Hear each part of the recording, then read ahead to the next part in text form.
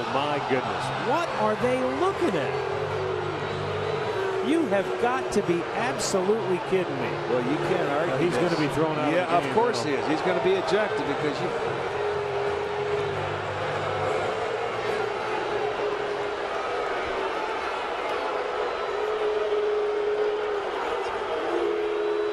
Mickey Callaway might have been ejected as well. I don't know.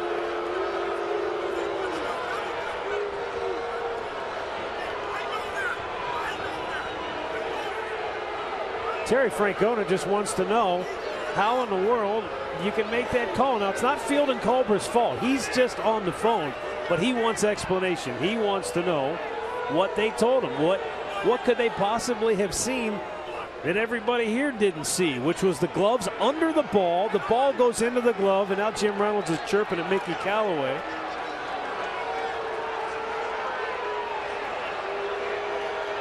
Now Brad Mills is going to have to come out and get Mickey. Mickey's got to leave the field. It's plain and simple. It's the skipper's decision. I know he's upset. Well, Mickey's frustrated but too. It's not been a bad stretch for the guys pitchers. Here called it originally like it was no catch, but it's not their decision. Like you say, you got to go through New York to get it, and they say the call stands, and nobody agreed with it in that Indians dugout.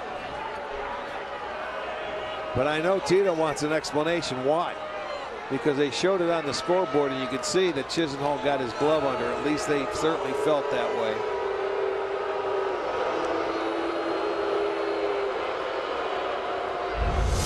The looks that we have. Here's our looks. The glove's under the ball.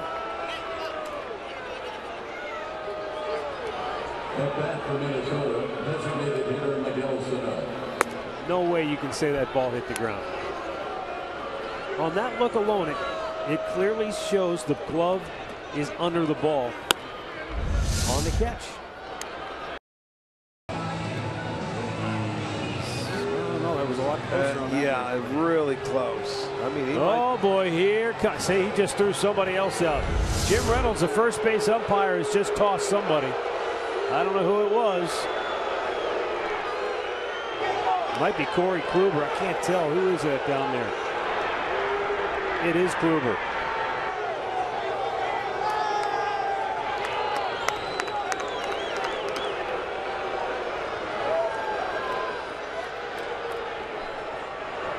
You know, at some point as an umpire, you just have to let that stuff go.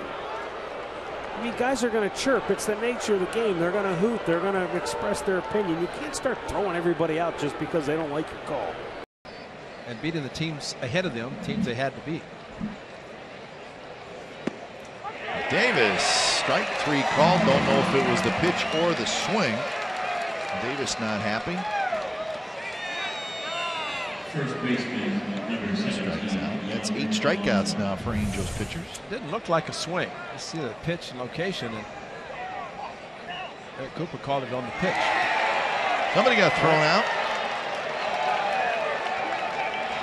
I think it was Chris Davis. He kept on talking as he was heading back to the dugout. But he had his back to the home plate umpire.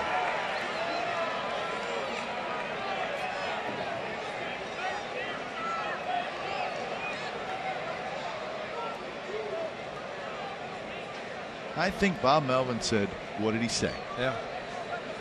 And it's a ball strike situation, so he can't argue balls and strikes because that's an automatic ejection for a manager. But my question, and maybe we can show the replay, because I didn't see Chris Davis turn around. He just kept walking with his back, and so if you're talking, you know, how do you hear it? A little bit low, no. Strike 3 call. Valencia can't believe it. So he's going to chat with Mike Estabrook. Wow. It looked quite low. Linsky inching off. Strike 3 called on the outside corner, and Valencia's gone. Oh, you knew that. Yep. Bob Melvin may go too. Remember, Valencia had the bad call on him in the first inning. So he had enough. Obviously, he's not arguing the 3rd strike because that looked like a pretty good pitch. It was the one before that. In 72 games as a setup man. Strike 3 call. That's 2 of those in a row, and Altuve is getting pretty fed up with the home plate umpiring. He's right in Alan Porter's face. couple of calls in the inning. Jose Altuve has been kind of pushed to his limits here in recent weeks. Yep. Thrown out of the game by Alan Porter.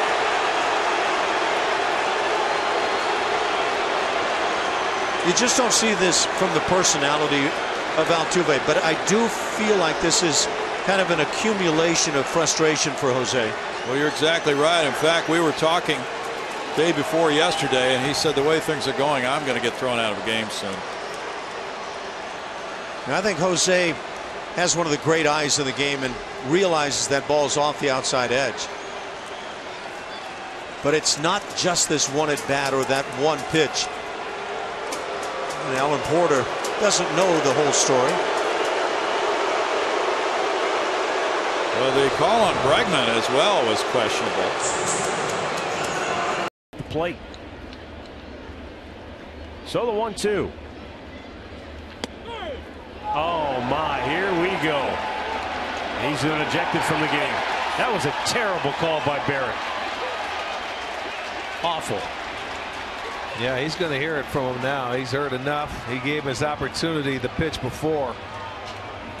And Mike Napoli does not like it, and he is certainly going to let him know, and he will be out of the ball game. So we knew that Glazier threw somebody out. He pointed in the dugout and threw somebody out, and it turned out that it was Bonds. Bonds did the, the thumb and forefinger 2 inches deal, and that was it. He said, I didn't say a word. But certainly late enough. Yeah. 2-2 pitch. Yes. Oh my. That one just missed off the inside corner. It did miss. The reaction of the hitter, I thought at first look it was a strike. Great pitch. Nicely framed.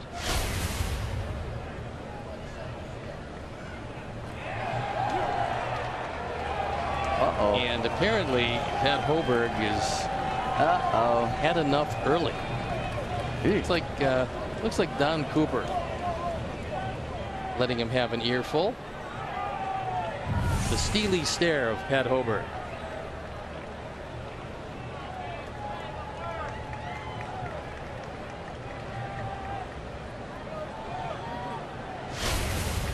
Looks like Don Cooper has been ejected, so he didn't last too long in this one. Well, while we were away, Craig Counsell going out to make a change in the lineup was ejected by home plate umpire Bill Miller. And he's getting his money's worth now. It seemed innocent enough, but there must have been a comment about the strike zone, I'm guessing, and Miller threw him out. Yeah, that's an immediate ejection when you start arguing balls and strikes. So give it a little bit of leeway when you're in the dugout shouting, but not always. Now Counsell going back at Miller.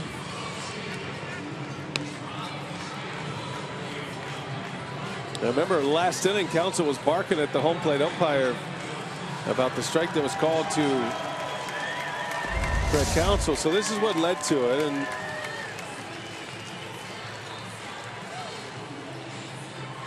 boy, that is just an interesting conversation there. I mean, he's talking about his lineup card, and that's when he threw him out. And then Counsell. Well, once again, I think Bill Miller gave Counsell a little bit of a leash there for a while.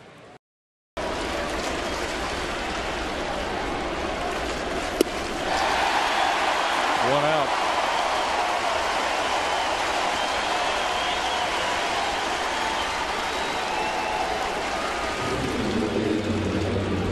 If Osuna gets a save today, and here's the first out, that's wicked.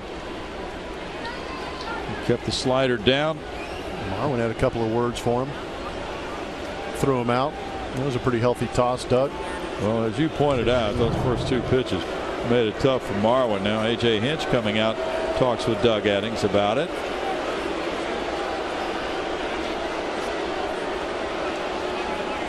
So is it necessary to toss Marwin if he walks away and makes a statement to the umpire? That might be the reason A.J. is trying to talk with Doug Addings and say, did you really have to throw him out of that game? I think A.J. told him that Marwin had every right to say something to him, and Doug needs to make the adjustment and deal with it. There's repercussions for calling pitches that far off the plate. If you don't want to hear any lip from the player, call the strike zone. During team introductions, Franco gets hit and then glares at Anderson. Really? He just got warned now, and that was after the reaction by Franco. And here comes Walt out of the dugout. That's ridiculous.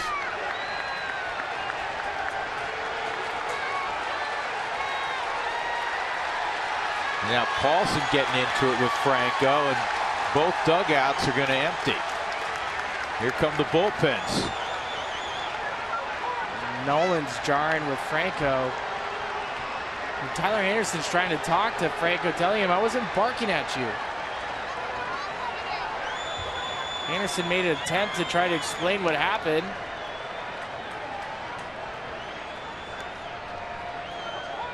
The bullpens have emptied out. Still players running onto the field.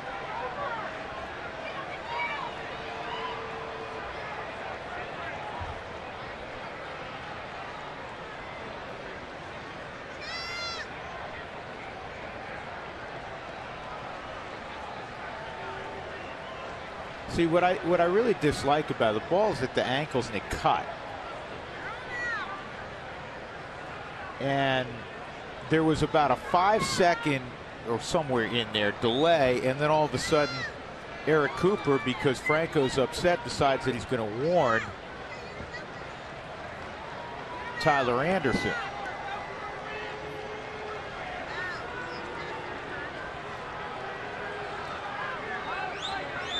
I don't think Eric Cooper liked that Tyler Anderson was walking towards the plate, and that's probably what started the warning. And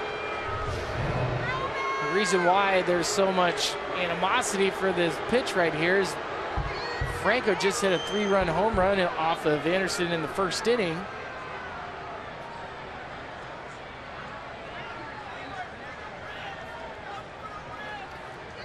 See, he's jawing with Franco.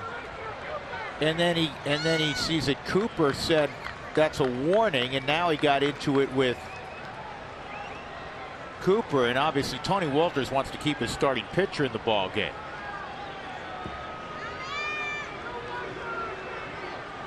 It's also when it escalated a little bit. Nolan was involved, and Paulson involved a little bit. And I think Nolan's saying, you know, use common sense here. We're down 3-0. We're going to put the leadoff guy on. I do think sometimes, and you've been involved in these in your professional career, whether it be at the major league level or probably more frequently at the minor league level, sometimes common sense is not used. Nobody likes to get hit, but you have to use common sense also. The only issue that umpires are going to have in the way that it was perceived is, look, Anderson gave up a home run to this guy, and the first pitch ends up hitting him in the leg. I get with the common sense, and you're right. The pitch was a cutter inside. He's not trying to drill him. Oh, and they ejected Tyler. Oh, is that what it was? It wasn't a warning. That's a joke. That's awful. I thought it was just a warning. That's awful. That ball cut a foot.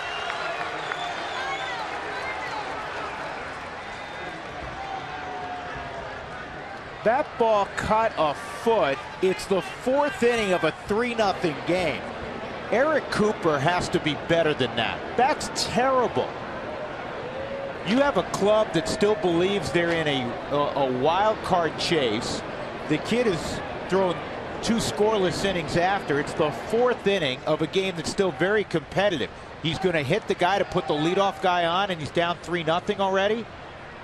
That's it's awful. not 9-0. It's not the 8th inning and the game's ostensibly over. That's terrible. I just thought he warned him. So did I.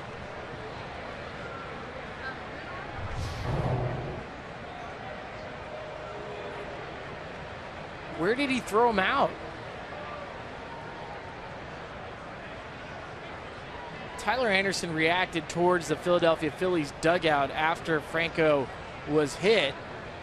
His reaction was towards the Phillies dugout. I'm curious if that reaction towards the dugout prompted Eric Cooper to toss him out, which is even worse. Why? You're going to toss me out for yelling at the dugout? That happens all the time.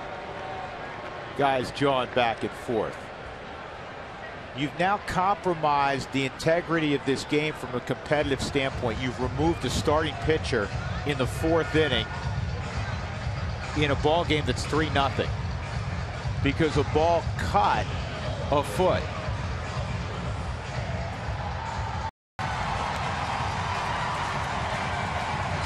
Walt got tossed. This is a replay. Is this while we were away? Just happened.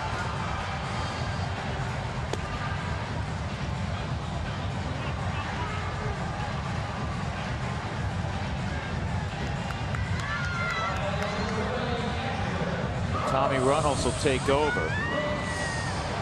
See how this club reacts to the events here at the top of the 4th inning.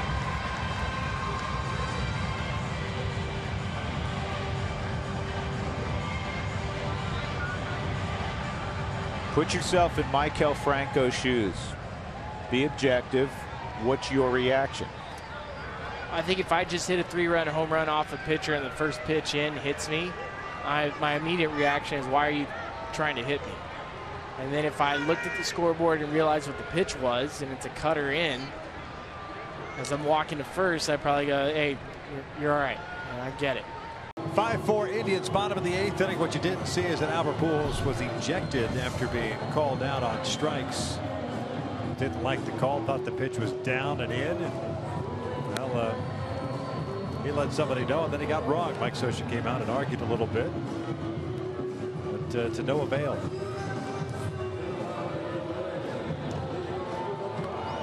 You can see the ejection at that point. Let him go initially to say a few words, but then continue that conversation, and eventually Albert got thrown out. Give him a little stretch, see how he feels.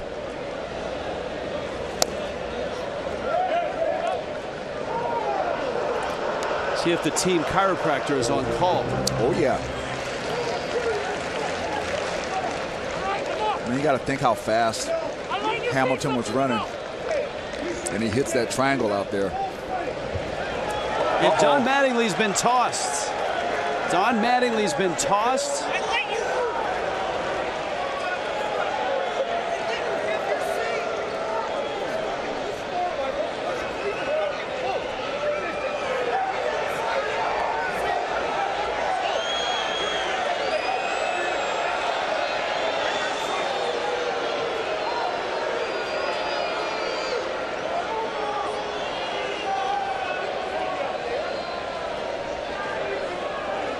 Well, obviously they weren't happy with the check swing call.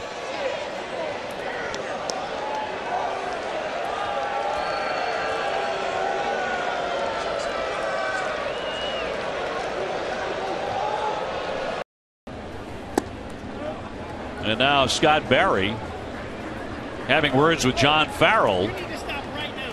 Yeah, he's telling him to stop it right now, and Farrell's coming out. John coming out, and he's going to be thrown out. That's automatic. John knew that was coming. No, he's still fuming over the previous call. He's thrown out because the whole dugout was giving the home plate umpire grief. And the umpires told them, stop it right now. It didn't happen. When Farrell came out, then he got ejected. You can also get ejected for arguing balls and strikes. Yeah, you will get ejected for that. Well, now we're getting word that it was Brian Butterfield who was thrown out, and not John Farrell. John Farrell remaining inside the dugout. Well, Butterfield had to be the guy then that was mouthing off to the home plate umpire, because the home plate umpire told him, knock it off right now. And then Butterfield must have said something else, and he got thrown out. So it wasn't John Farrell. Farrell was out there to protect his third base coach. He drove in 4 against Minnesota last weekend. Suzuki throws, and it gets away. Kepler, the right fielder, was hustling over to back up. Otherwise, Paulo Orlando might be at third base with nobody out. Yes, great idea there. Now, you hope his shoulder's all right. I mean, he had a little collision with Palouf over there at first base. And they're calling him out. Uh-oh, they're going to call him out. Because he was out of the baseline on the bunt. Saying the throw from Suzuki was obstructed. And it's early in the game, so Todd Tishner has the advantage of pointing to the tracks. Now, those tracks could also be from Jorge Polanco and Trevor Plouffe in the top of the first inning. Now, Rusty Kuhn's getting in there. I like that. You won't win an argument against Rusty. Now, he's going to tell you exactly what he sees. He's fair, he's honest, and he's good. Great idea, though, by Paulo. And hopefully his shoulder's okay. I mean, there was a little collision there. You're not used to that at first base. But great idea. All he needed was another 2 feet on it, another foot, and it would have been a pocket ball. No, it would have been an easy walk to first.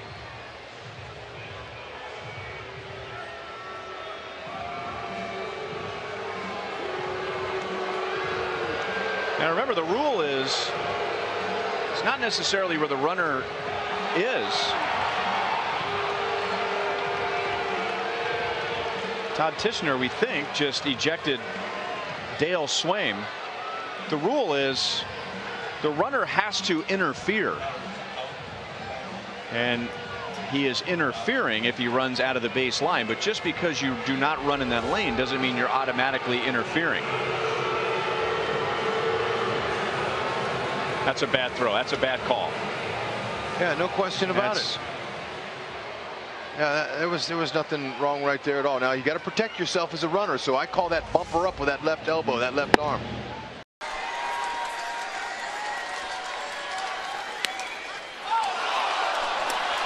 Well, Bryce is gone, you know that.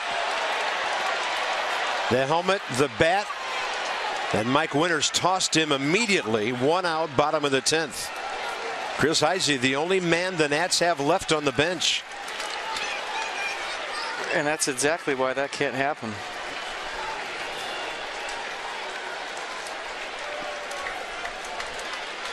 So let's check it out on pitch track. The fastball to Bryce Harper for strike 3. He had a legitimate argument, but maybe the helmet toss was a hair excessive, and there's no umpire that's going to let you stay in the game when you do that. Next up, Anthony Rendon.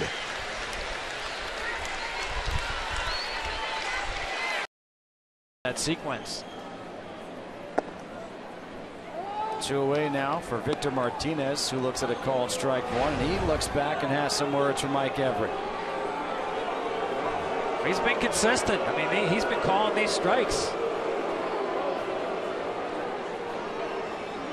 Tell you a great story about Mike Everett. You see him wearing that number 57. Back in the year 2000, his father was dying of colon cancer. On his deathbed, told his son he wanted. Watch out. Victor Martinez just got tossed.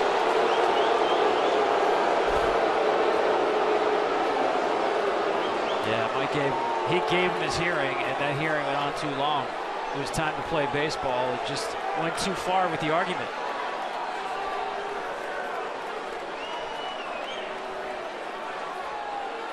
He was saying his dad on his deathbed bequeathed to him his 1957 Chevrolet pickup that his dad had had since he was 18 years old. And after his father passed away, Mike asked if he could have the number 57 in honor of that 57 Chevrolet pickup. It was available.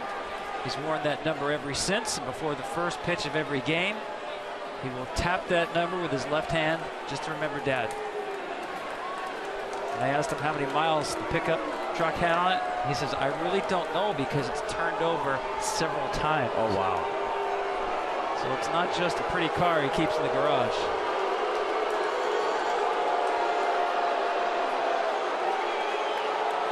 Now Osman is trying to hold Victor Martinez back. Yeah, this is unusual to see Victor, A, argue, B, be this animated about it.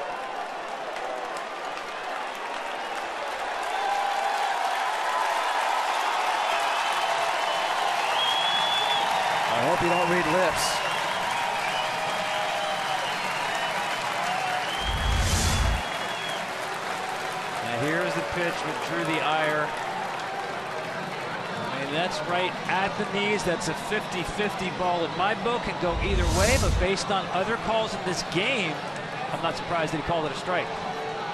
And you wonder if it's Victor Martinez following Miguel Cabrera, who just got called out on strikes, and Miguel Cabrera was sitting there lingering, speaking with Mike Everett. And maybe it's Victor kind of thinking, all right, now it's just a carryover effect. Yeah, you got to know better than, I mean, way too early in the game, not that there's ever. There comes the helmet. This is very unusual for a guy normally I call one of the most professional players. And this is just sad to see at this point. Looks at strike 3 for Kinsler. That's 3 strikeouts already for Chacin. And the fans not happy with the strikeout. And Mike Everett, the home plate umpire, the Detroit fans aren't happy with the strike zone. Miguel Cabrera wasn't happy, had some words. The next batter, first pitch, Victor Martinez had some words back in the 3rd inning. And after a long conversation, Victor Martinez was ejected by Mike Everett. And that went on for a long time. And we'll cut it off before you start reading lips again. And Wally Joyner, he just got tossed.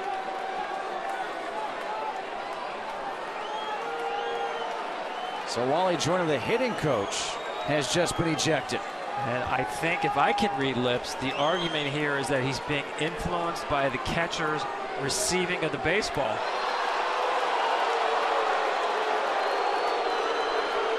Mike Everett's going to have to ice down after this game between his 3rd strike calls and throwing people out of the game. The right arm getting a lot of work.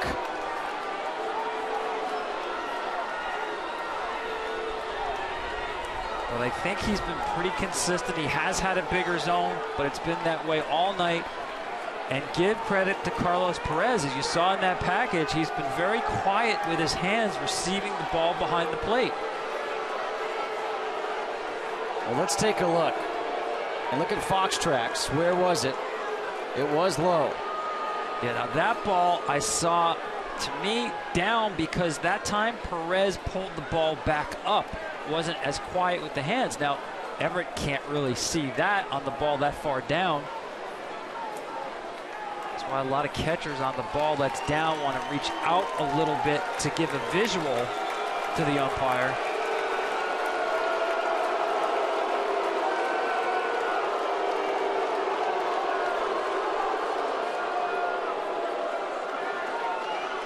Designated hitter, the hitting coach, the manager, all gone.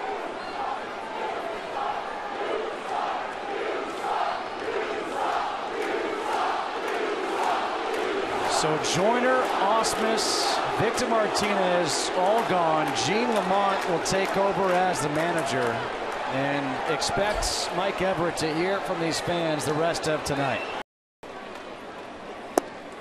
Called strike 3. And Martinez doesn't like the call. And now you wonder, is it just in the heads of these Tigers players? And now Martinez gets tossed.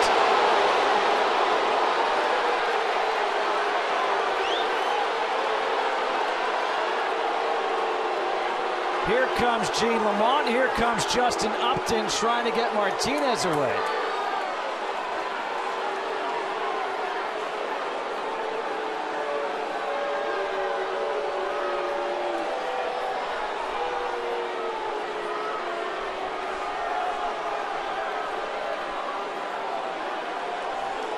I've never seen anything like this. Neither have I, and frankly, enough is enough.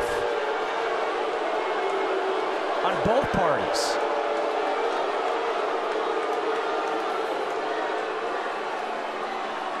Like Mike Everett, you ejected 3 people, that's enough for one day.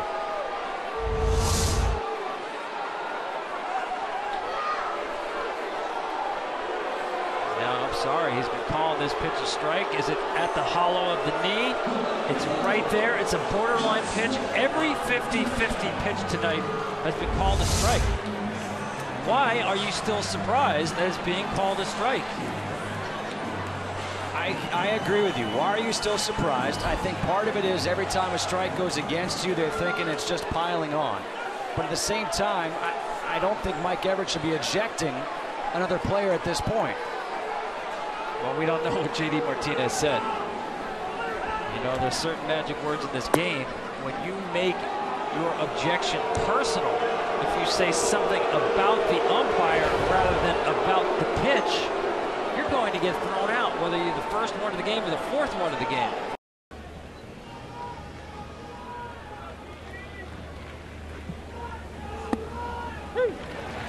Two. There's that low strike Joe Girardi's not going to be happy about. And there he goes. And Joe might let off some steam here.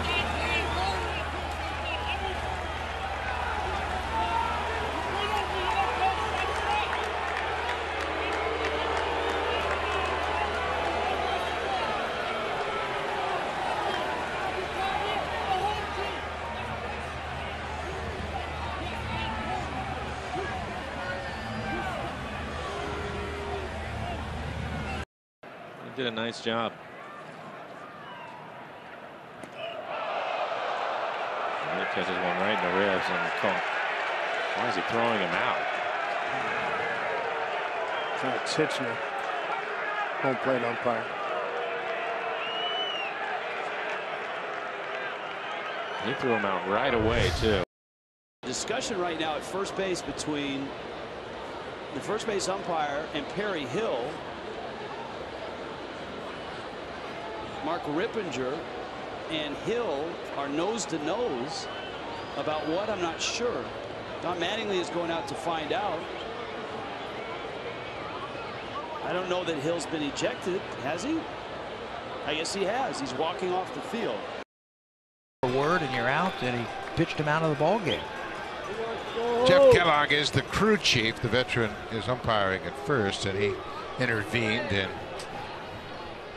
kind of escorts Gibby back to the dugout. Russell Martin going back to the bench, and he wasn't pleased with the strike zone, and he's seen it firsthand, of course, catching today in front of Pat Hobert.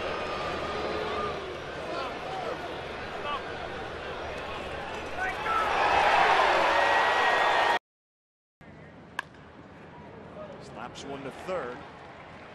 Frazier, an errant throw. Perez runs into Jaso. Arcia now going home, and he is going to slide in, save Perez to second, and he is out. But the Brewers score a run. But hold on here, we may have an interference. Yeah, it is interference. I think he's going to get second base. They're going to say the run scores, and they're saying Perez made no effort to get to second base. He was going to stay at first. The council wants to know at this point probably why Perez isn't at second. Well, Craig Counsell clearly not happy, and he has been ejected. Pat Murphy now talking to Clint Fagan, the home plate umpire. If a play is being made on an instructed runner, or if the batter runner is obstructed before he touches first base, the ball is dead and all runners shall advance without liability to be put out to the bases they would have reached in the umpire's judgment if there had not been an obstruction. So this is the umpire's opinion. This is Brian Gorman saying that Arcia would not have scored had the contact not been made. That's what's been a long night. 5.5 hours worth of Dale Scott strike zone. And it's making the night even longer. And Wellington Castillo's been ejected.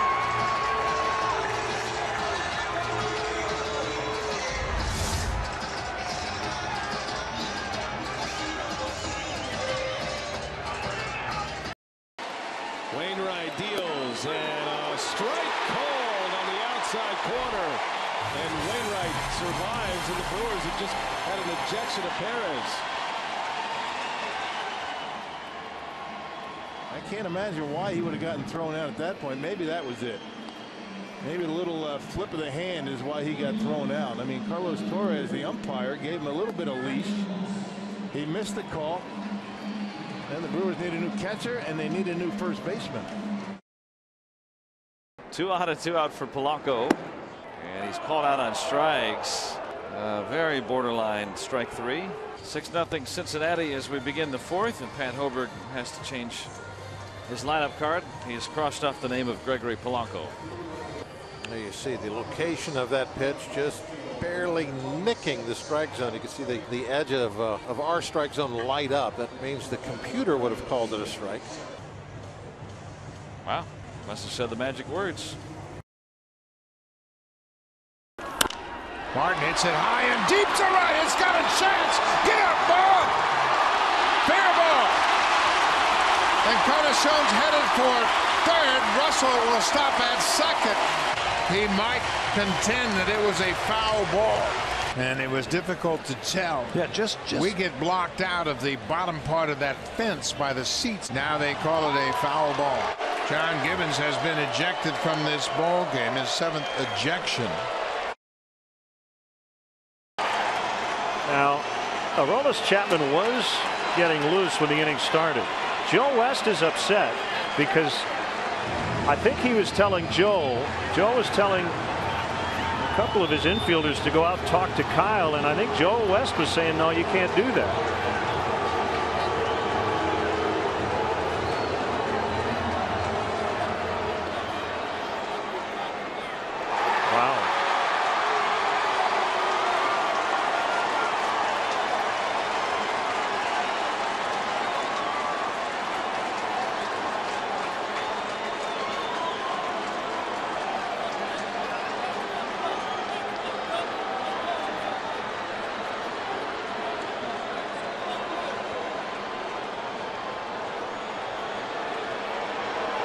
So he throws him out, and he's going to let him make the change. How about that? Yeah, like I said, that's fine, Joseph. I'm going to go get my guy, Joseph. That's fine. Yeah, so he's just trying to move the proceedings along. He's telling Montero not to go back out.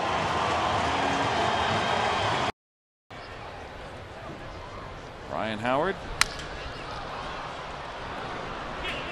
Beat him there. Legs out the back end, and the Phillies take the lead. Jordy Mercer going over to have a discussion. Alan Porter, the first base umpire. By the naked eye, I thought Howard beat out the relay. I don't know if there was some sort of interference or what's going on, but Jordy Mercer immediately started over towards the first base umpire, Alan Porter. I'm not exactly sure why. A slow moving play. It took a little while to develop, and you know, as far as typically you'd have the pitcher Nova covering first, but Adam Frazier was coming around that side, and there may have been a little confusion. Oh, that's what it was right there. Frazier was going to cover the bag. Alan Porter got in his way a little bit, and so I think Jordy Mercer paused a fraction of a second before throwing it over there. Porter, the fourth-year umpire who attended Cal U. And you saw the little bit of a pause from Mercer, not as quick as he normally is, and so they're going to discuss it. I can't say I've ever seen this happen before in a game, to where an umpire kind of got into the way of a fielder. Yeah, sometimes you see a hard hit ball that they can't get out of the way of. That's very unusual. They're usually positioned in a way so that they're out of the way, yet still able to look and see what happens. Jeff Kellogg is the crew chief. Kellogg with his back turned to us. The issue is going to be whether they say that he interfered or not. Would it have been clear that it's a double play? And you know, again, there was a slight hesitation of the release from Jordy Mercer, and I don't think it's enough. I agree. To suggest that it was enough of a hesitation. Clint Hurdle's getting hot. To where the throw would have beat him.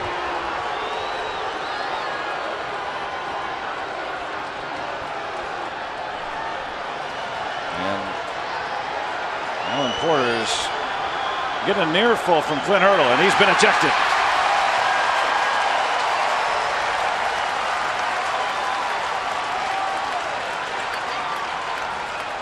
And a good old-fashioned argument. Don't see these too much these days. And Clint Hurdle's not through yet.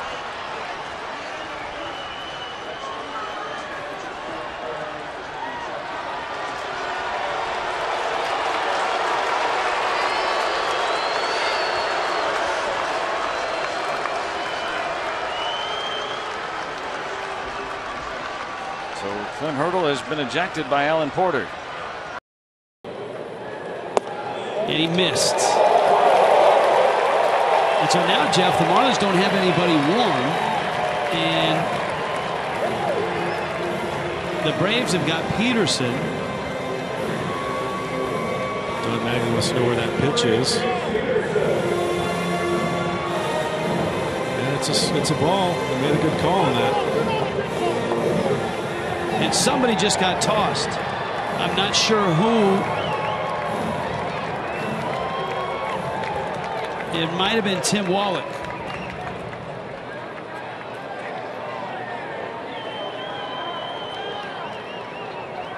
So, and in the blink of an eye, Jose Fernandez was down 4-1, and now that pitch is behind Jose Fernandez, who takes exception. The ball thrown behind him, and Tyler Flowers is all in Fernandez's face. And Freddie Freeman jumped right in front of Jose.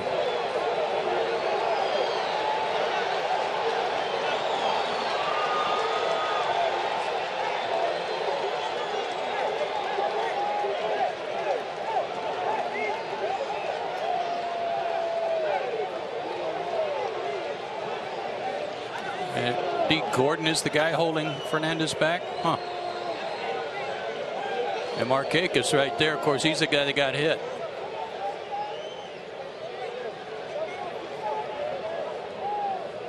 And he may be explaining to Nick that he didn't mean to do it or apologizing, otherwise Nick wouldn't be walking away. So you were right, there was more to it, and Ramirez threw behind Jose Fernandez.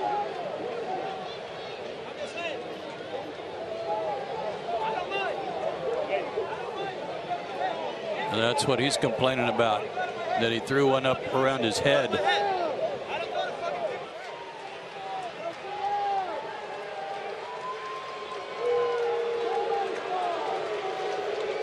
So I believe Ramirez was ejected immediately after that ball sailed behind the Marlins starter. He's going to have a 1-0 count. Fernandez still pleading his case with Don Mattingly, the Marlins skipper. And now the umpires will confer in front of the plate, and we'll see if there are any more ejections here in the 7th inning.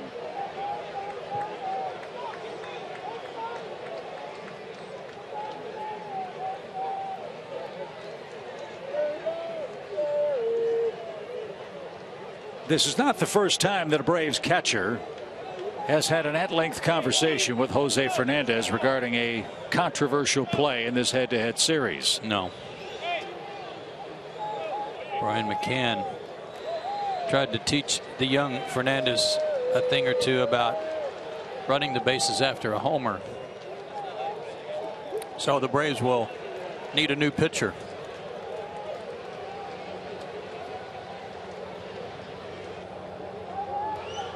One thing's for sure, when Tyler Flowers gets in front of you, if you even think about going to the mound, you're going to have a long trip.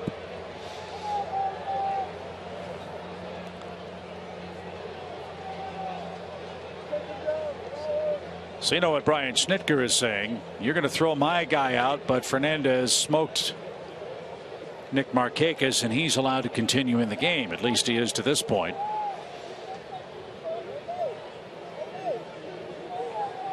Eddie Perez was hot.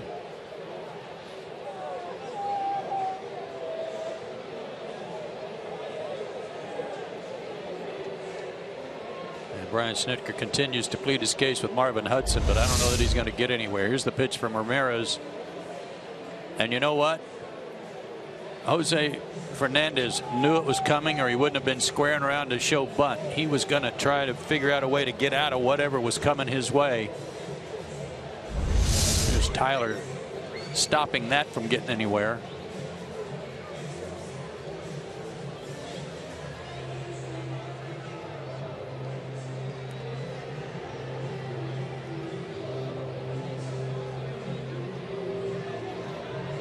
Another look at it. Yeah, How close was it? He's showing bunt behind him, up above his head. Jose wasn't going anywhere. He was saying, let's go. Freddie, Jace, right there immediately to get in front of Ramirez. Terry Pendleton. Matt Kemp's going to work his way to the front of the line.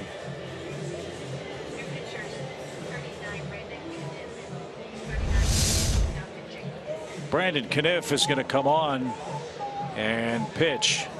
This is a crew chief review, and Jerry Davis is saying no, there was, and here comes Brian. I think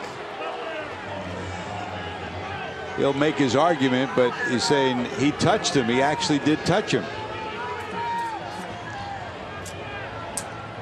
He's gone.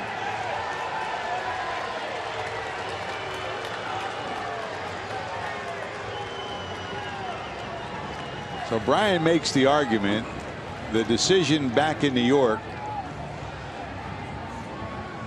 And again, Jerry Davis is the messenger here. Well, Jerry Davis has no choice but to toss him because it's an automatic ejection when you come out and you argue a reviewable play that has already been judged on. So Jerry's telling me, well, what do you want me to do about it? I may even agree with you.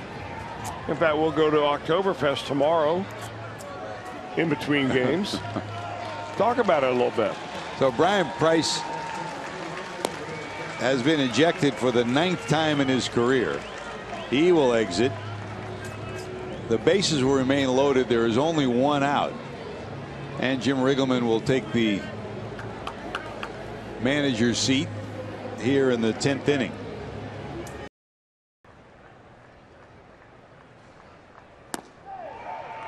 And strike 3, and Prado's not happy, throws the bat, throws the helmet, and he is tossed. Prado's thrown out of the game, and he and Dale Scott are going to go nose to nose. Mattingly arrives. That's where the pitch was, whether it was a swing or not. Oh, Kinsler nailed on that helmet. The 0-1. He hit him, and that's going to force in a run. And down goes Victor to the ground, the 3rd hit batter today. Telling Dave Clark, my bad, I feels terrible about what happened in the inning. The top of the order for the Indians, look out. Daniel Norris, though, is right behind Rajai Davis. To the backstop it goes, and both sides have been warned now.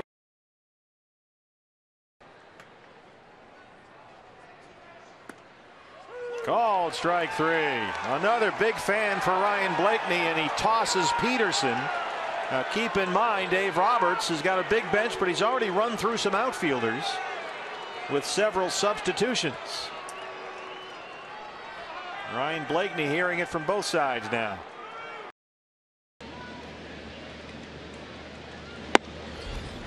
Full count on Escobar.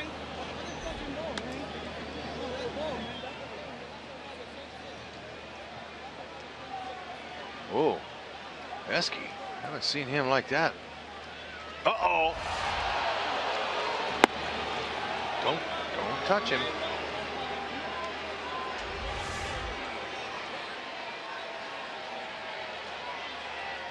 Well, Esky's getting his money's worth. Oh, there goes Ned too.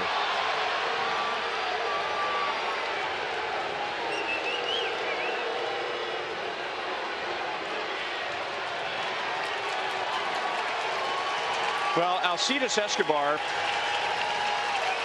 has the longest streak of consecutive games, 159 today, and Ned is always quick to praise Escobar for his ability to be ready every day. And so I think Ned figures, hey, if my everyday guy gets thrown out, I'm going with him. That's right. You have to do that if you're a skipper. And it didn't take long. You better believe it. We haven't seen Eske do that ever. I've never seen him get tossed like that.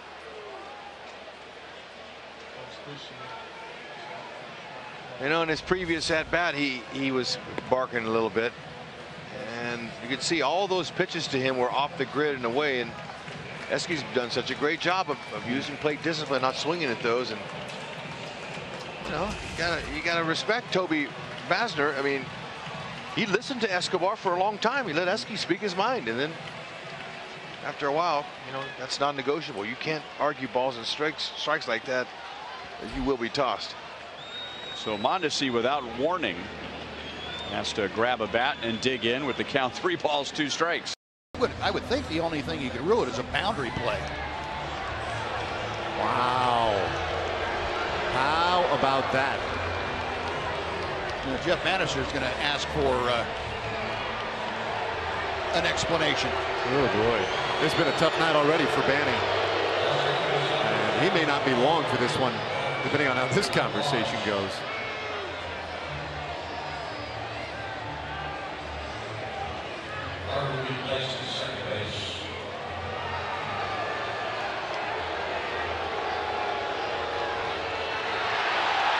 Yep, and there goes Banny. He's been ejected. Second ejection tonight of a Ranger. Mitch Moreland ejected for the first time in his career earlier tonight.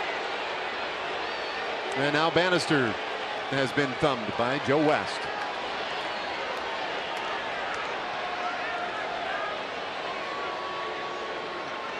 And he's going to get his money's worth now.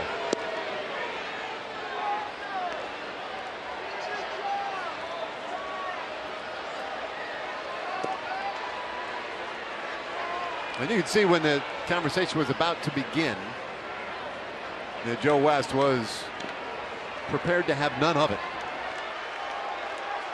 Well, the umpires can't take any of it if you're arguing for an explanation on a review. There is no argument. You can't do it. You're automatically thrown out. They don't let you get on the headset and yell at the guys back at Chelsea Market.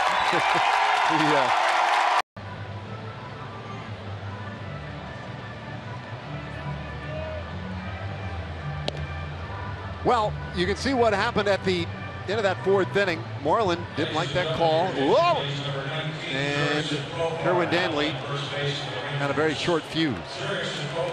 You know, the problem I have with that, Buzz, is Danley, long before he threw Moreland, he could have turned away. Why was he following him? Donaldson called, and he's out of the game.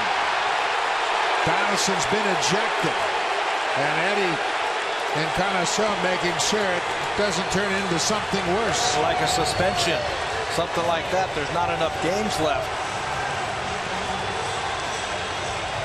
He gave him the check swing. He let Josh say what he wanted to, but then when he's called out on that low strike, that was it. Here's 1-2. Inside, it hits Andrews on the hip. Oberholzer immediately ejected on a 1-2 pitch. He can't throw aside. And remember, benches were warned. And you can see exactly where Gratterall's setting up. And that means Mike Scioscia's out of the game too. So now another delay as the Angels will have to get a pitcher in here and get loosened. So Danny Valencia has been thrown out of the game after striking out. It was the 3-1 pitch he didn't like. This is the 3-1 pitch where he thought he had ball 4. Well, and you see Valencia, he kind of takes his time right there, and then now when he comes back, Marty Foster kind of walks towards him here and says something. Well, I'm thinking he says something. Right there, he's talking to him. And I'm sure Valencia's talking to him a little bit, and then he strikes out.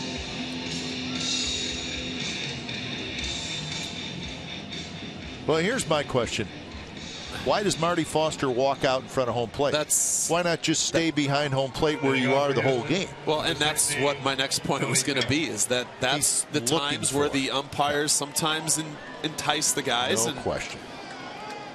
There's no reason for Marty Foster to walk out in front of home plate. He's not dusting off home plate. He's not throwing the pitcher new baseball. No. He's waiting for Danny Valencia. Yeah. I think that ball ever hit his foot. The ball hit behind his foot, went over the foot, and into fair territory. So Jerry Lane, the crew chief. And now I think Counsell. And now Counsell's out. You knew that was coming. Counsell was calm until I think they said, no, you can't challenge that. And then he was going to give it to him.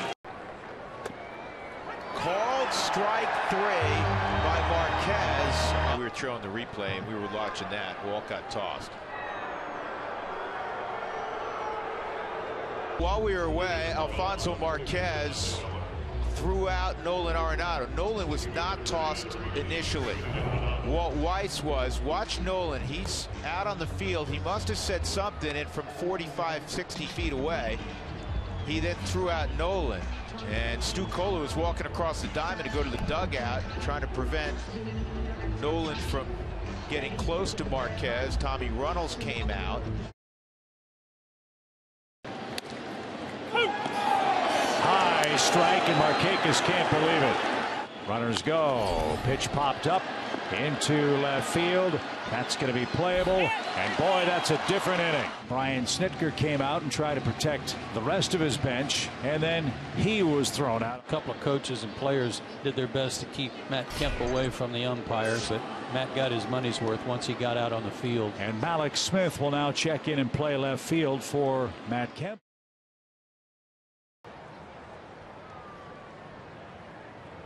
1-1 to McCutcheon, who walked his first time.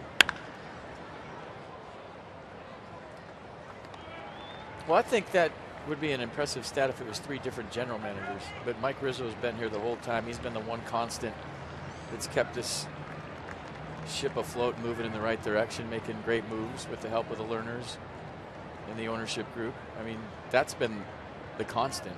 Yep. That's a great breaking ball for the strikeout.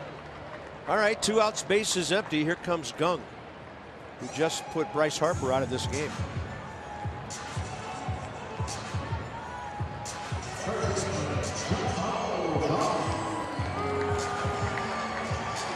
You can hear some Nats fans booing. RBI single up the middle, first time up. He really crowds the plate. And the first one's behind him. And AJ is going to be thrown out of the game. Well, if you get thrown out of the game, you got to hit him. There are players from both dugouts entering the field. We got action. Jordan Baker screaming at the Nats to get back into the dugout. Umpires on the other side, and there are words being exchanged on both sides. We got action. And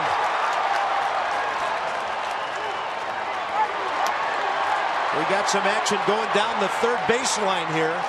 Sean Rodriguez in the middle of that thing.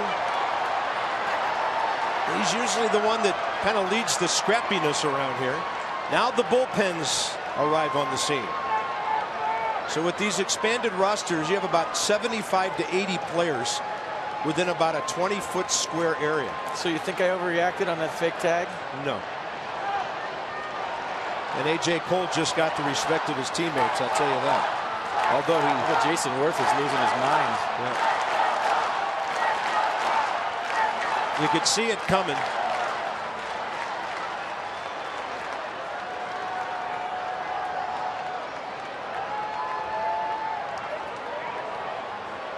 Jason was the first one out of the dugout, and he wanted a piece of the Pirates.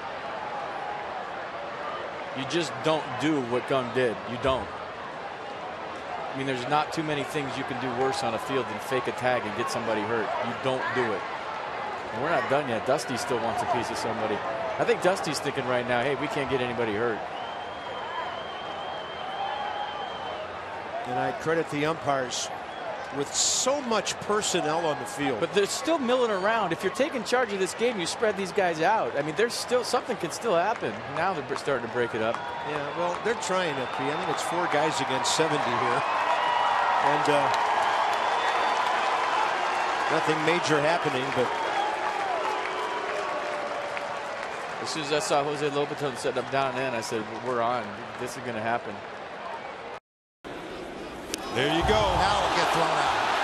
Now we're going to have some action. And Severino wants some. And the Yankees are pulling him back, and there's going to be some punches thrown here as the Blue Jays really poked a sleeping bear for no reason whatsoever. This is all on the Blue Jays. This was not needed.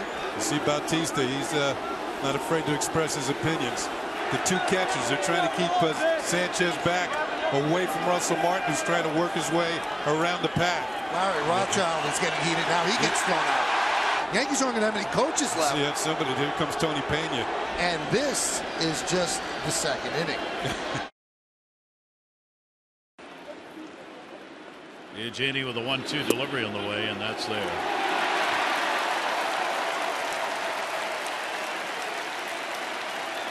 And Chris has been thrown out of the game. Chris has argued on all 3 strikeouts. And Buck Showalter's coming up. Back to Will Little.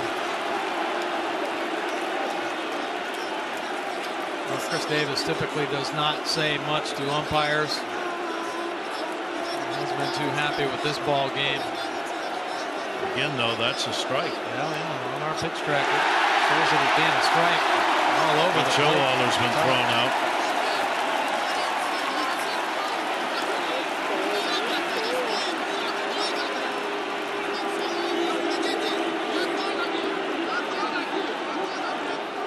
Buck Showalter probably using the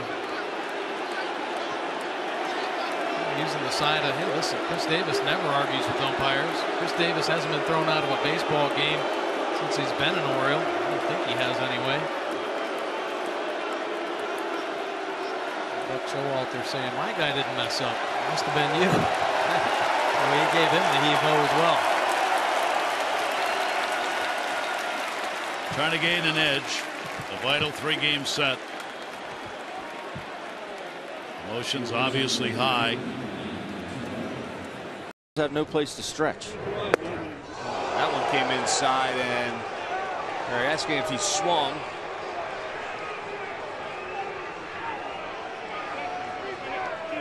Looked to me like Cespedes thought it hit him. The bat ended up in the grass in front of home plate. In the grass. Now the Phillies That's dugout. the pitch. That's the pitch we were talking about. It didn't appear that he swung, and now, well, the bat went forward. There was some chirping coming out of the Phillies dugout. That's a swing. The whole bat went forward. It's got to be a swing. Now conversation. First base umpire Will Little telling Pete Mackanin, don't come out here.